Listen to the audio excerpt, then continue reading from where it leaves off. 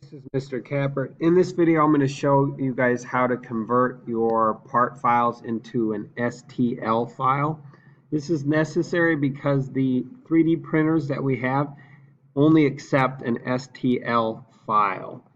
We're going to have to upload this into a program that converts it into instructions for the 3D printer. So you can't just print the files that you made here. What you're going to do is open each of your parts, and you'll have to export every single one of them. So you do the Big I Pro, export, and then CAD format. Make sure this says STL. Mine came up automatically because I've done this before and it's the default now. But STL, I would keep the name the same and then hit save. Yours won't ask this. This is asking me because I've already done this.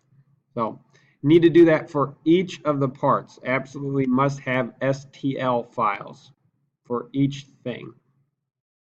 All right, let me know if you have any questions.